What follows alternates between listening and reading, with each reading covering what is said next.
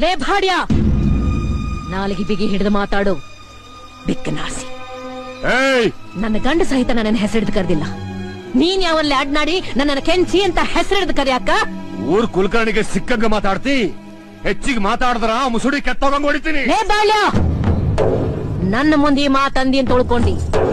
ಜರಕಾತ ನನ್ನ ಮಗನ ಮುಂದೆ ಮಾತಂದಿದ್ರ ನಿನ್ನ ಮೈ ಚರ್ಮ ಸುಳಿದು ನನ್ನ ಕಾಲಿಗೆ ಚಪ್ಲಿ ಮಾಡಿಸ್ತಿದ್ದ.